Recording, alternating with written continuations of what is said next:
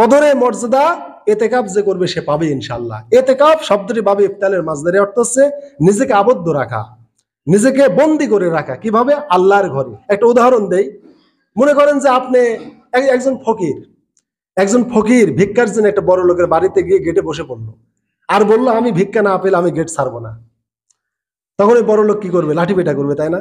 হ্যাঁ, লাঠিপেটা করলে করতে পারো তো মানুষ, কিন্তু আল্লাহকে লাঠিপেটা করবেন? আল্লাহ লাঠিপেটা করবেন না। আল্লাহর ঘরে যখন কেউ বন্দী হবে, আল্লাহ তুমি ক্ষমা না করা পর্যন্ত তোমার ঘর আমি ছাড়বো না।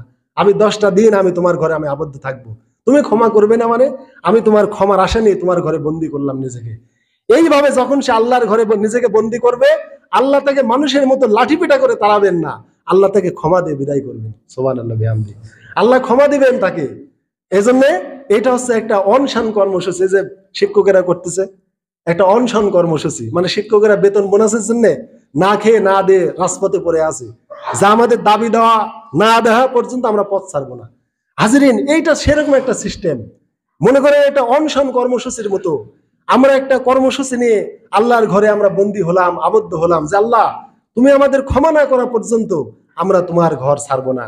এইভাবে নিজেকে বন্দী করে ফেললাম আল্লাহর ঘরে। এই বন্দিত্ব আল্লাহ তাআলা আমাদের ক্ষমা করে দিবেন। আল্লাহ এমন দানশীল, ক্ষমাশীল। আল্লাহ তাআলা যখন দেখেন যে আমার বান্দা আমার ক্ষমার জন্য আমারই ঘরে তারা বন্দী হয়েছে, তখন আল্লাহ তাআলা তাদের ক্ষমা করে দেন। এজন্য হাজিরিন, জাহান্নাম থেকে ক্ষমার একটা বড় পথ এতেকাব করা। আমরা এতেকাব বুঝি না। আমরা মানসিক এতেকাব রাখার জন্য আমরা ওই টাকা পয়সা দিয়ে ভাড়াটে এতেকাব রাখি। ভাড়াটে আমরা এতেকাবকারী আমরা খুঁজে খুঁজে রাখি, তাহলে তো এতেকাব হলো না। কামলা দিয়ে এতেকাব হয় না।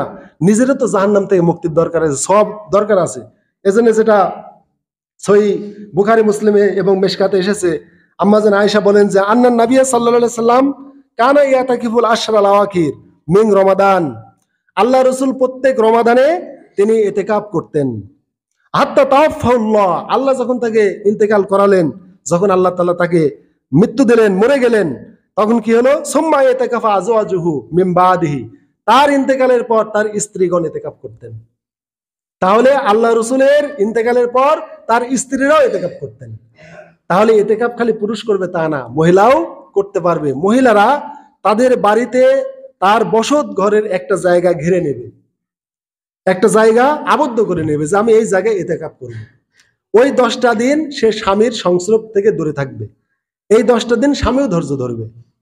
এই দাম্পত্য কোনো কাজকর্ম এই 10টা দিন স্ত্রী করবে না। জাগতিক কাজকর্ম সে ফেলে শুধু আল্লাহর জন্য এই 10টা দিন নিজের ঘরে আবদ্ধ থাকতে পারবে। তো আল্লাহ রসুলের যুগে তার স্ত্রীগণ মসজিদে ইতিকাফ করতেন, কিন্তু আমাদের দেশে যেহেতু মসজিদে মহিলাদের আসার সিস্টেম নাই, আমরা তুলে দিয়েছি। ইসলাম তুলে নাই, কারা তুলেছে? আমরা তুলেছি। আল্লাহ একদিন তৌফিক দিলে মহিলাদের জামাতে নামাজ, এবং এই যে হযরত ওমরের নামে যে আমরা তারাবির নামাজ পড়ি, সুলাইমান ইবনে আবি হাসমাকে নির্দেশ দিলেন তুমি মহিলাদের নিয়ে আলাদা তুমি তারাবির নামাজ পড়াও। উবাই ইবনে কাব তামিমদারিকে আদেশ করলেন তুমি পুরুষদের তোমরা নামাজ পড়াও, আর সুলাইমান বিন আবি হাসমাকে বললেন তুমি মহিলাদেরকে নিয়ে নামাজ পড়াও। তাহলে ওমরের শুধু পুরুষের নামাজ আমরা লিখছি, কিন্তু মহিলাদের নামাজ আমরা লিনি। অথচ একই হাদিসের প্রথমাংশ উবাই ইবনে কাব তামিমদারি তুমি পুরুষদের নিয়ে ইমামতি করো, আর হে সুলাইমান বিন আবি হাসমা তুমি মহিলাদেরকে নিয়ে তুমি তারাবির সালাত জামাতে আদায় করো। এজন্য মহিলাদেরকে নিয়েও তারাবির নামাজ পড়া যায় এটা আমরা জানি না, আমরা হারিয়ে ফেলেছি। আমরা মনে করি নাজায়েজ আমাদের হানাফি মাযহাবে, কোথাও নাজায়েজ নাই। এগুলো আমাদের মুখের কথা, আমাদের পরিবেশ নেই, তাই পরিবেশ তৈরি করতে পারলে নিষেধ নেই। তো যাই হোক হাজিরিন, আমরা ইতিকাফ করব। এই জন্য ইতিকাফের মহামর্যাদা আছে, সওয়াব আছে। আল্লাহ রাসূল সাল্লাল্লাহু আলাইহি ওয়াসাল্লামের সাহাবায়ে কেরাম ইতিকাফ করতেন। বিশেষ করে আব্দুল্লাহ বিন আব্বাস রাদিয়াল্লাহু তাআলা আনহু তিনি একটা ইতিকাফের হাদিস বর্ণনা করেছেন। আল্লাহ রাসূল বলেছেন মাম মাশা ফি হাজাতি আখিহি কানা খায়রুল লাহু মিন ইতিকাফিহি আশরা সিনিন। কোন মুসলমান যদি অপর মুসলমানের কোনো প্রয়োজন মেটাতে একটু পথ চলে, কিরকম আপনাকে একটু বুঝাই দিই। মনে করে নেন পাশে এই আব্দুল সালাম ভাই ধান শুকাচ্ছে, আকাশে ঘন মেঘ, বৃষ্টিতে ধানগুলো ভিজে যাবে। আপনি চিন্তা করলেন যে আমি একটু সারপাটটা নিয়ে বা ঝাঁটাটা নিয়ে ঝাঁট দিয়ে তার ধানটা জোগায় দিই, বৃষ্টির হাত থেকে বাঁচবে। এই যে সামান্য একটু উপকার। অথবা একটা ভ্যান একটা কাতানে পড়ে গেছে, একটা নর্দমায় পড়ে গেছে, আপনি টেনে তুলে দিলেন। অথবা একটা কানার হাতের লাঠিটা পড়ে গেছে, লাঠিটা ধরিয়ে দিলেন। অথবা একটা মানুষ মানে ঘুরতেছে একটা মানুষের বাড়ি যাওয়ার জন্য, আপনি বললেন যে না লোকটা মনে কোনো বিপদ আছে, কি খুঁজছে, একটু আগে যাইতো, একটু অগ্রসর হলেন। ভাই আপনি এখানে কি খুঁজছেন, কোথায় যাবেন? বললো ভাই অমুকের বাড়ি যাবো, এই যে অমুকের বাড়ি। এই যে একটু মুসলমানের প্রয়োজনের জন্য আপনি যদি একটু পথ চলেন, আল্লাহ রসুল বলেছেন এইরকম কোন মুসলমানের উপকারের জন্য একটু পথ চলা 10 বছর ইতিকাফের চেয়ে বেশি সওয়াব। কিন্তু আমরা মুসলমানের উপকারে লাগতে চাই না, আমরা মুসলমানের কল্যাণে আমরা লাগতে চাই না। তাহলে মুসলমানের একটু প্রয়োজনে একটু পথ চলা 10 বছর ইতিকাফ করলে যে সওয়াব তার চেয়ে বেশি সওয়াব দেয়। ওয়ামান ইতিকাফা ইয়াওমান ইবতাগা ওয়াজহিল্লাহ জালাল্লাহু বাইনা ওয়া বাইনান নার সালাসা খানাদিক। আর যদি কোনো মানুষ যদি আল্লাহর সন্তুষ্টির জন্য একদিন যদি ইতিকাফ করে, আল্লাহ তার এবং জাহান্নামের মধ্যে 3 খন্দক দূরত্ব সৃষ্টি করে দেন। 3 খন্দক। খন্দক কি? খন্দক মানে পরীক্ষা। আল্লাহ রসুল বললেন কুল্লু খান্দিক আবাদু মিম্মা বাইনাল খাফিকাইন। এক খন্দকের দূরত্ব হচ্ছে এক দিগন্ত থেকে আরেক দিগন্ত, মানে উত্তর গোলার্ধ থেকে দক্ষিণ গোলার্ধ, পূর্ব দিগন্ত থেকে পশ্চিম দিগন্তর যে ব্যবধান, এক খন্দকের ব্যবধান এইরকম। সুবহানাল্লাহ বিহামদিহি। তাহলে এইরকম 3 দিগন্ত দূরে জাহান্নামকে নিয়ে যান কেউ যদি একদিন আল্লাহর সন্তুষ্টির জন্য ইতিকাফ করে। তাহলে বুঝেন কত দূর জাহান্নাম চলে যায় তার থেকে। তাহলে ইতিকাফের কত মর্যাদা। এই জন্য হাজিরিন, রমাদানের এই সুন্নাত ইতিকাফ আপনারা করার চেষ্টা করবেন।